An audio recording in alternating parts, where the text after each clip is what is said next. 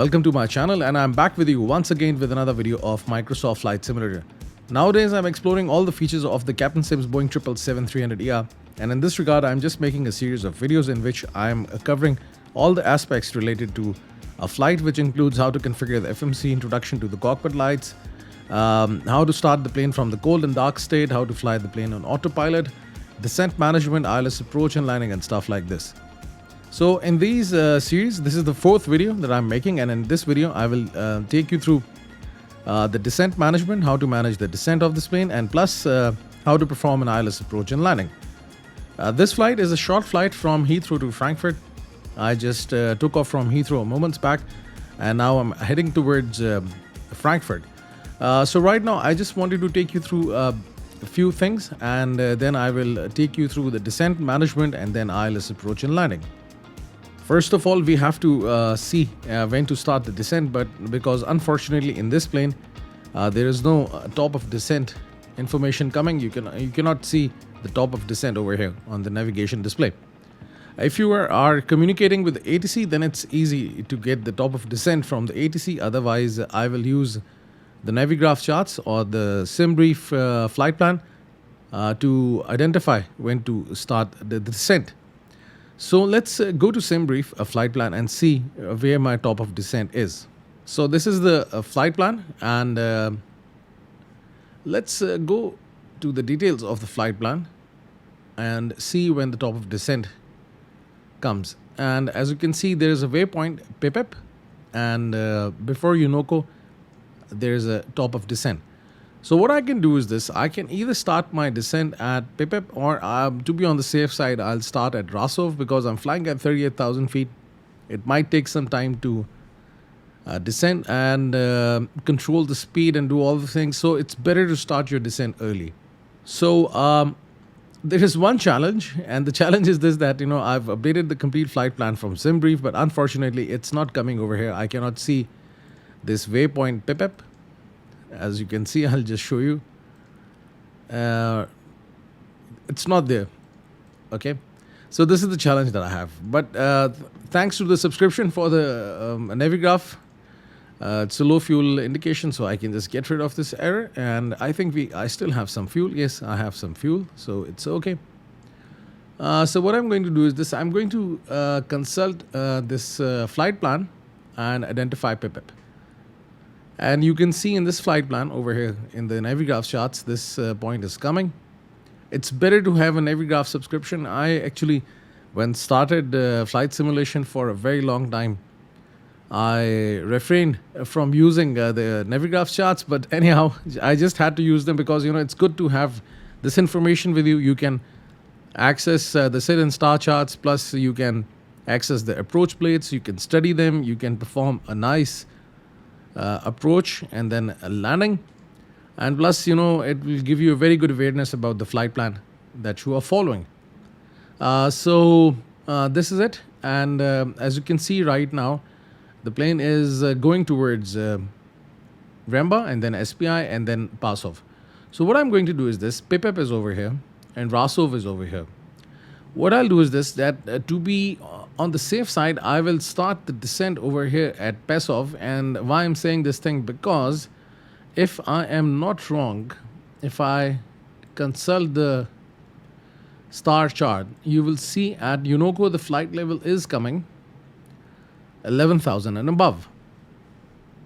But I have to be at 11,000. So it's a very short distance between PIPEP and UNOCO. So if I'm flying at 38,000 feet, it will not be possible to actually start the descent at this point, and then at UNOCO I'm at flight level 11,000. It's better to be at the given altitude. I have been actually saying this thing in my videos, in my previous videos, when I used to make videos for the X-Plane 11.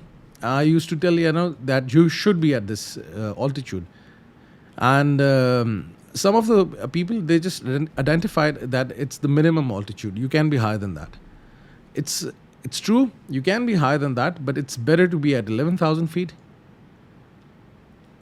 and that's it, because you can also perform a hold over here. So what I'm going to do is this: I am going to start the descent If I started at Pesov, it will not make a difference. So what I'm going to do is this: I'm going to start the descent as SPI.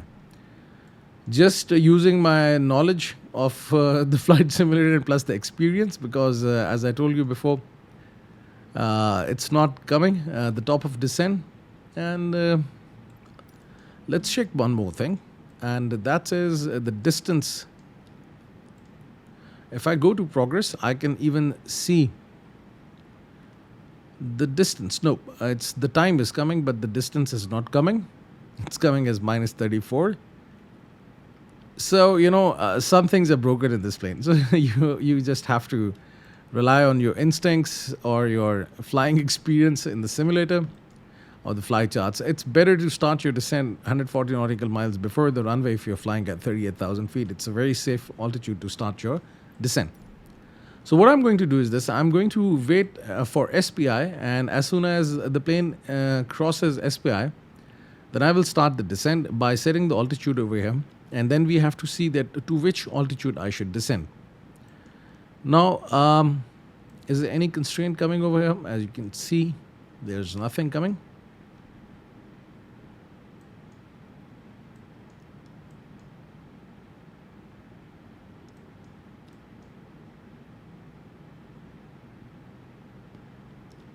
Yes. So what I'm going to do is this: that by this point, the plane should be at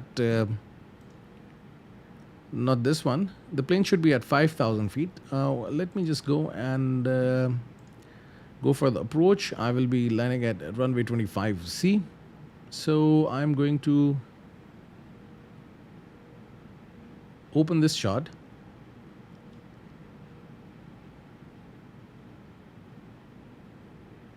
Rather, what I'm going to do is this: I will cancel this one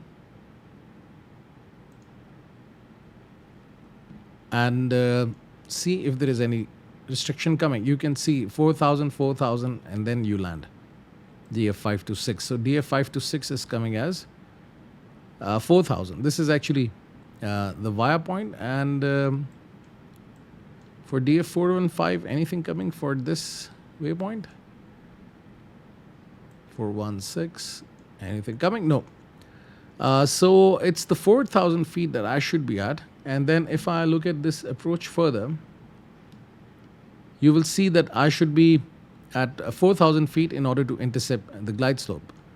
So I will try to descend to 4,000 feet, and I hope I should be at 4,000 feet by this point, so that by DF520, I'm at 4,000 feet in order to intercept the glide slope over here, and that's it.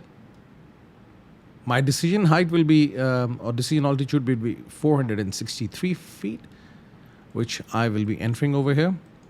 And before this, let's also go to the approach page and set the approach. You can see QNH you cannot enter. Just simply take the flaps and the speed.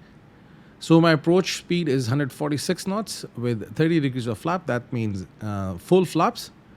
That's it. And I closed it. My bad. Let me just open it again. So I am going to consult this chart for the runway 25. Sorry, it's 7C.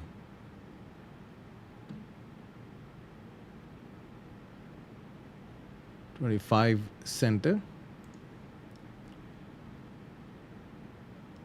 And 463. So let's cross check and enter it over here. Can we do that?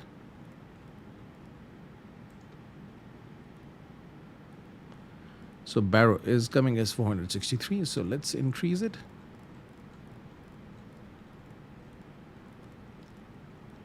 Decision height 463. 100 feet above the ground. So this is the point at which you will hear minimums, which means that you are at a minimum altitude at which you can decide still to go for the landing or not, because you'll be performing an ILS approach. So in this case, the autopilot is actually aligning the plane with the runway and following the glide slope. So Different airlines have got different policies, but the decision height is the height at which you can still decide whether you want to proceed with the landing or not, or would you like to call it a missed approach and then go around and then come back and land again.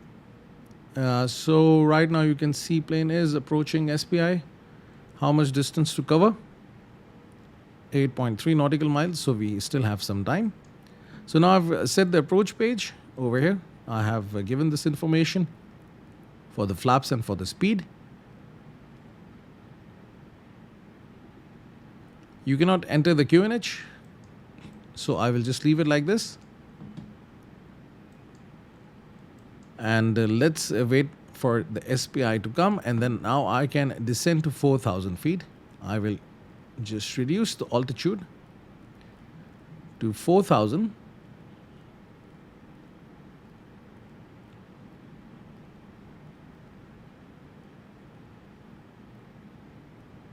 And I will press this button. Now the thrust has reduced and you can see the plane is now descending. So I will just minimize it and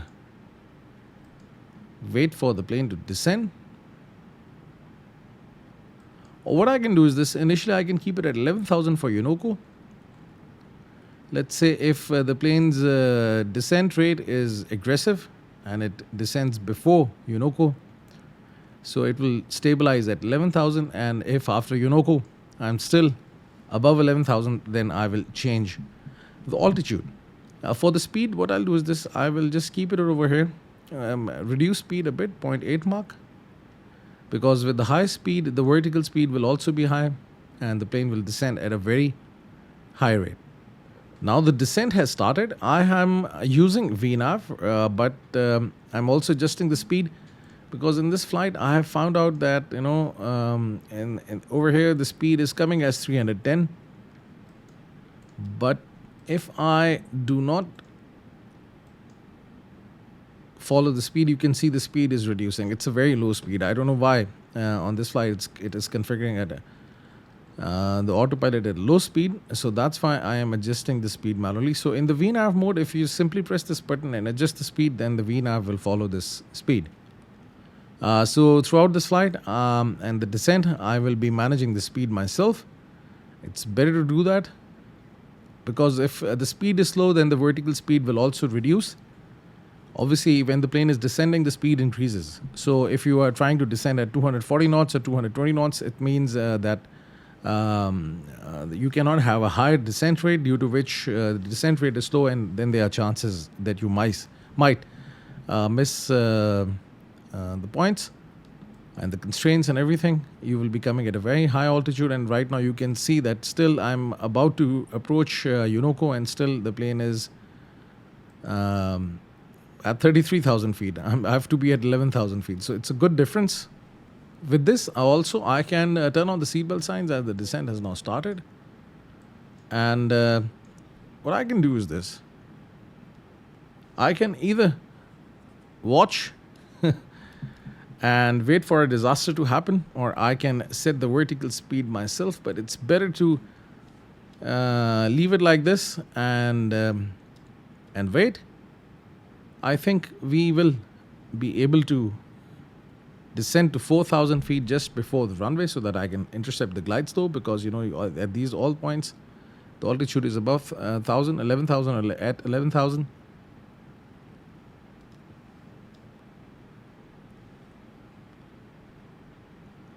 So now the plane is about to go below 30,000. I can change the units. Instead of Mach, I can use knots, and I can keep it at 200. Let's keep it at 290 knots.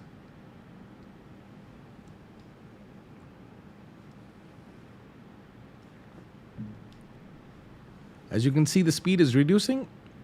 That's why the descent rate has reduced, so that the speed is stable at 290, and then from there the autopilot will also begin to follow the descent profile.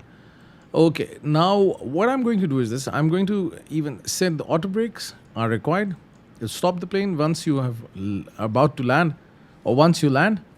There are three major forces which actually stop the plane. One is the reverse thrust, the second one is the speed brake, and third one is the auto brake. So reverse thrust is actually a function in the plane which is activated as soon as the plane lands, in which in this case the curvers of the engines, they just open and the thrust of the plane is reversed, so which helps the plane to stop, or rather reduce the speed. So you can see these levers. As soon as I will activate the reverse thrust, these levers will go back, and then the plane will actually come to a stop. On my system, I'm actually using a Logitech Extreme 3D Pro controller. So what I've done is this: I have configured this controller in such a way that I've got a reverse thrust option on my controller. If I go to the Logitech Extreme 3D, you will see the reverse thrust is on the button 4. Let's just search for it, reverse, and let's see if I can show you. You can see hold throttle reverse thrust. So it's at button 4. So with this, what I do is this: I give full throttle on my controller so that I have a full thrust lever is in the full position. It shouldn't be over here. I don't know. I'm not touching it. Can I bring it back? Yes, I can bring it back. Okay. But nothing changed. Everything is good. Okay.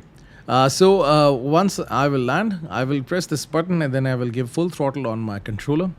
And due to this thing, the covers of the engines will open, the thrust will be reversed, and the plane will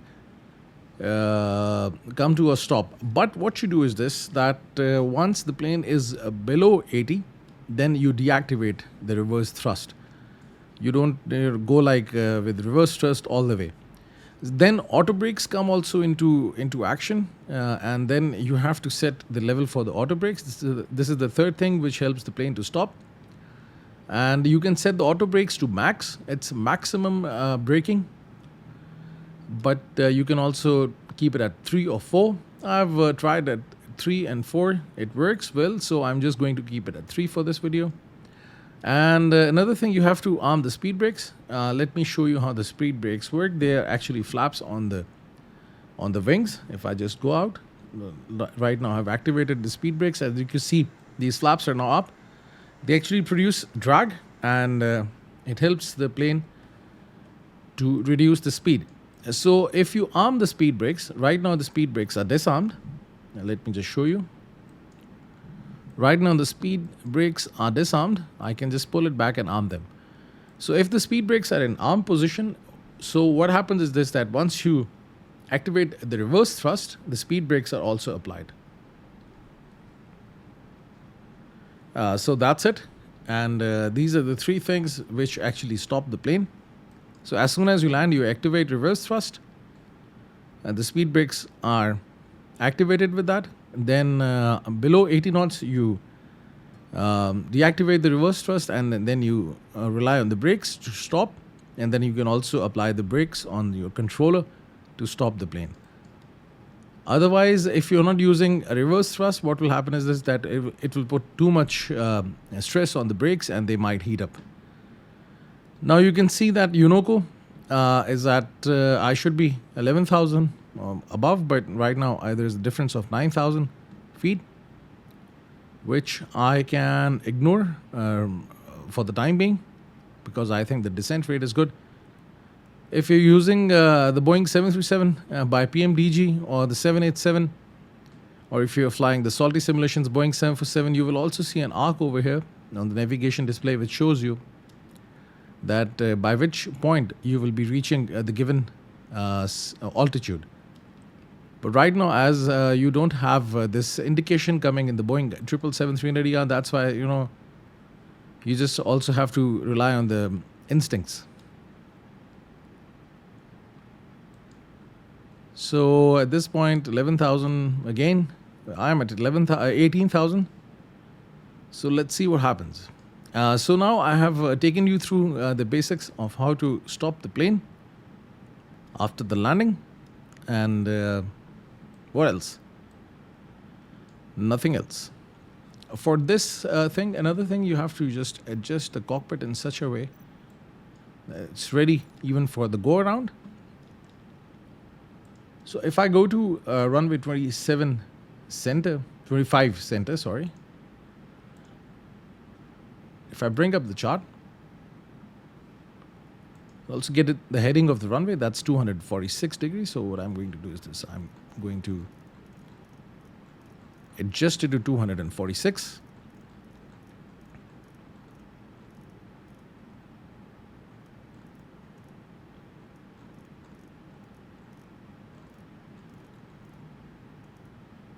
Okay, so this is the heading of the runway. In case of a missed approach, then I will be following this heading instead of VNAV.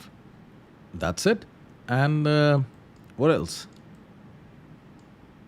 Nothing else. Everything looks good so far. DF 403, I can still be at 11,000 C. So it's better to start your descent early.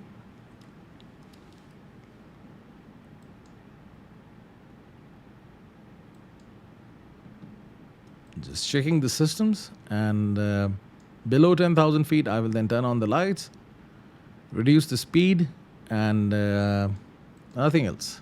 That will be all. So let's minimize it. I don't need it anymore. Now the plane is leveling off at 11,000, and let's see what are the constraints. It keeps on going 11,000, 11,000, 11,000. I hope there is no issue in today's flight. Otherwise, I have to do this video again.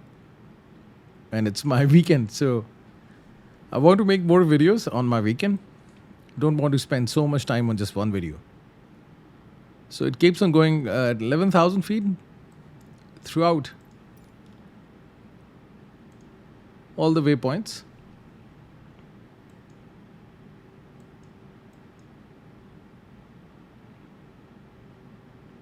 Yes, UNOCO flight level 110, 11,000 plus through all these points.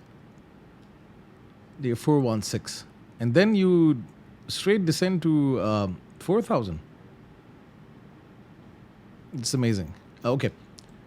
What I can do is this. I can also cross-check the ILS frequency for runway 25C.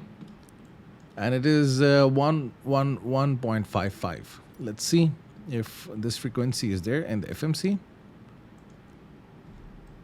If you go to NavRad, navigation and radio, you will see. You can also enter the VOR frequency for the Frankfurt airport, or runway 25C for Frankfurt. But it's good. So you can see ILS 25C is coming, 111.5. This is the frequency for the localizer.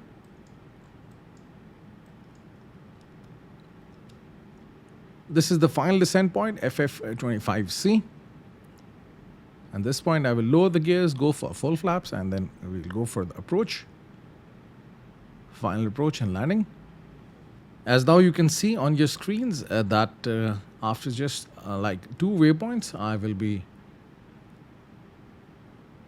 out of this restriction of 11,000 feet. So what I'm going to do is this. I'm going to reduce the speed as there is a turn. So let's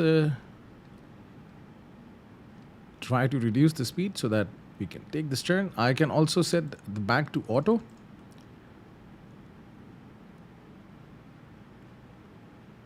And below 265 knots, I can have the flaps to position 1, as you can see it over here. Then at 245, flaps to position 5.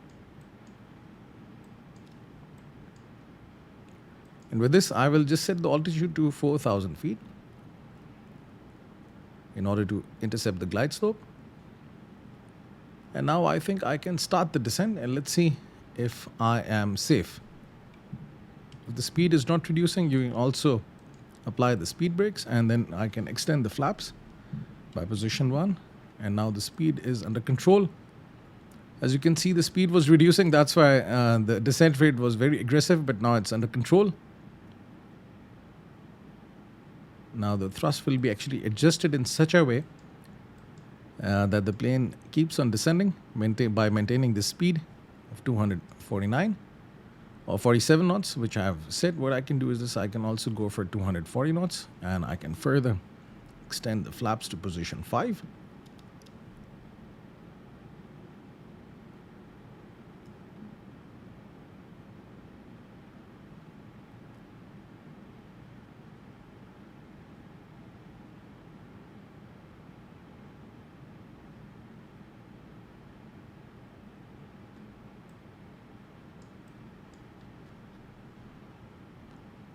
That's it. I hope today is a good flight and a good landing. Although I'm very bad at landings. My landings have never been so good, but I know I've been trying to practice them and perform some good landings. Because the plane is now below 10,000 feet, so the speed should not be more than 240 knots, 250 knots. So I'm at a good speed, and I can then turn on these lights for the landing. Seatbelt signs are already on, and that's it. Still, I was taking this turn at a very high speed, slightly off, but still, I think, no, it's okay. By this point, the plane should be at 4,000 plus altitude.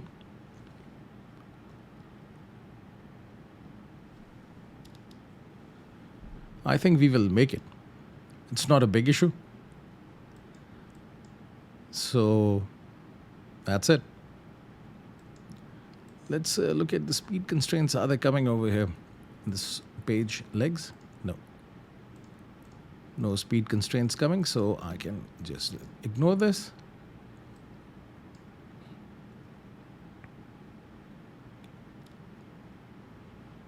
And that's it. It's better to control the speed yourself, but because, as I told you before, I have been observing in the last few flights that there's some issue with the speed. What happens if I turn it off? You can see the speed is now even dropping to 181. Because the flaps are extended, that's why it's happening. So I think let's keep it at 240, otherwise it will go very slow. Or rather, I can set it to 220, and then I can have flaps in position 3 or 15 degrees of flaps.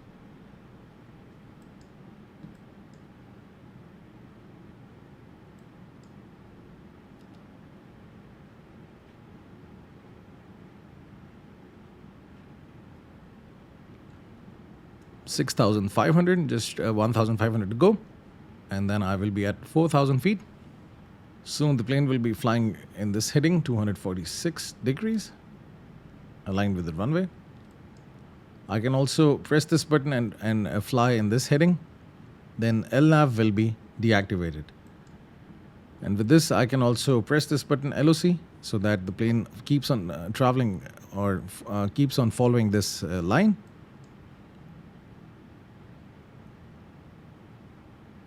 But it's good.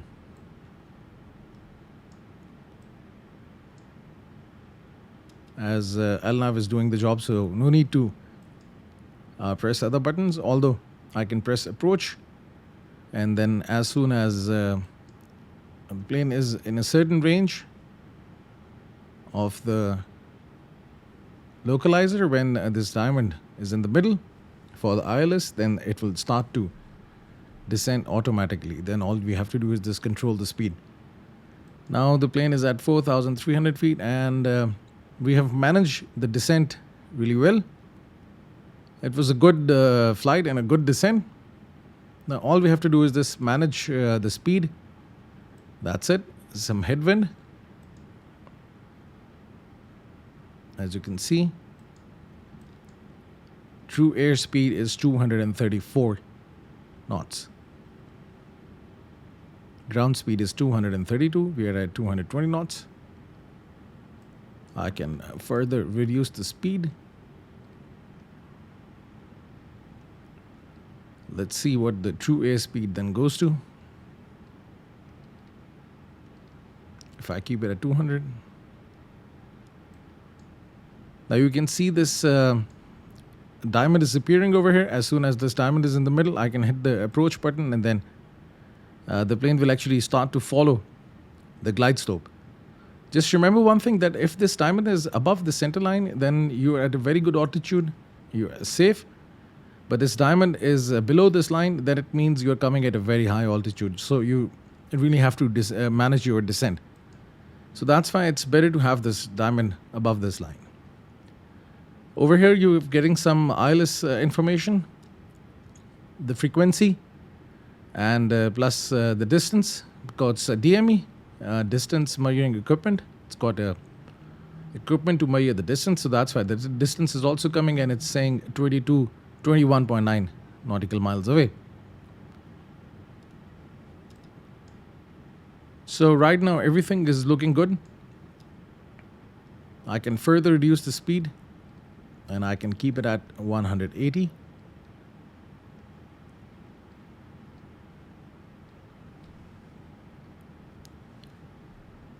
And I can activate approach now. Now as the approach is active, so as soon as this diamond is in the middle, the plane will automatically start to descend towards the runway. Here is the runway, 25 center, this is the 25 left, and this is the 25 right.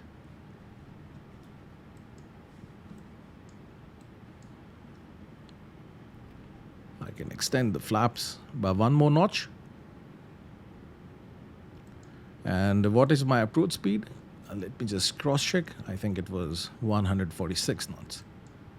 So this is the approach speed.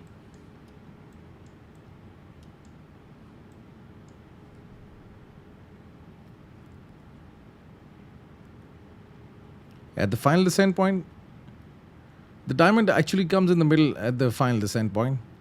I can lower the gears and then extend the flaps to position full. 14.5 nautical miles away. And now you can see as I'm nearing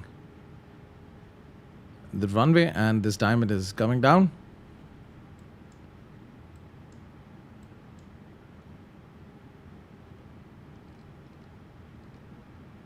It's better to reduce the speed right now, because then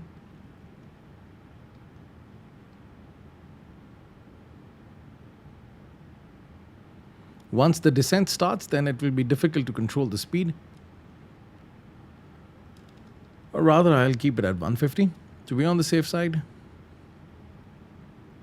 And let's wait. Now you can see the diamond is coming in the middle, and the plane will actually start to descend as soon as this diamond is in the middle. This middle is in the diamond. That was a good one. Okay.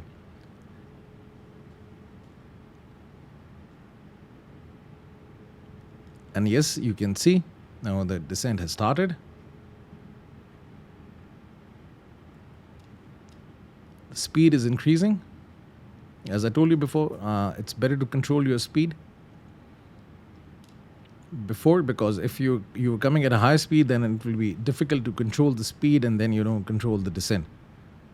So that's why I manage the speed before the final descent point. As you can see, we are almost near the final descent point. As soon as I'll cross it, I'll lower the gears and extend the flaps to position full or 30 degrees. Now VNAV is deactivated because the function of the VNAV is now overtaken by this approach button, which is actually controlling the vertical speed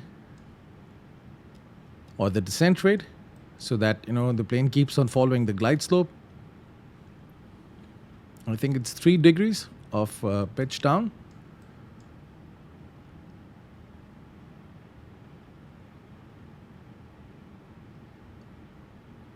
That's it. And I think 200-300 feet above the ground, I will disengage the autopilot and will disarm the auto throttle, and then I will try to land the plane myself. hoping that there is no disaster. The landing is good. Now FF25C.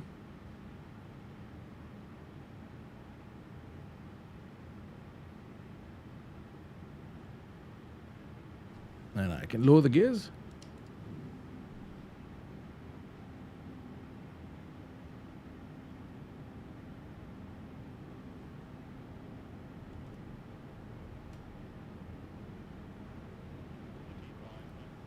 Full flaps. Speed is under control. Slightly above the glide slope, but I think the autopilot will manage. Let's close this option. Lights are on. Seatbelt signs, obviously I've turned on the seatbelt signs. Everything is looking good so far. Speed brakes are on. And we're ready to land with no issues. That's great.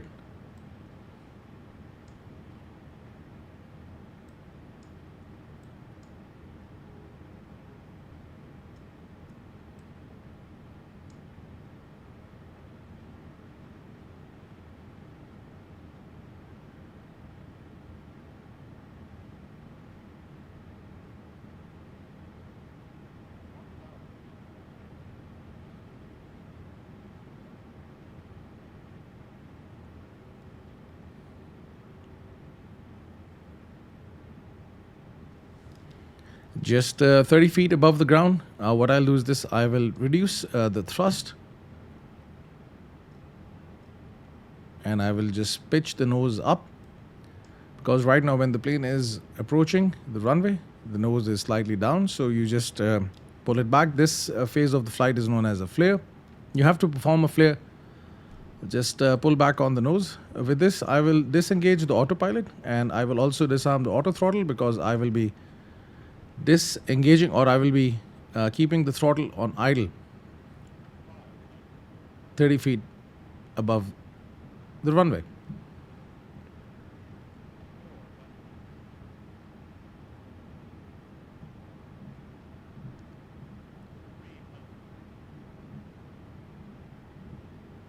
So I hope everything is good and I will be able to perform a good landing. I'm slightly below the glide slope, but I think I will make it. I have now crossed the minimums. 30 idle thrust, and then I can pull back on the controller. Not on the center line, but still. And now it's time to activate the reverse thrust. Oops, sorry, I just pressed the gear button. Sorry for that.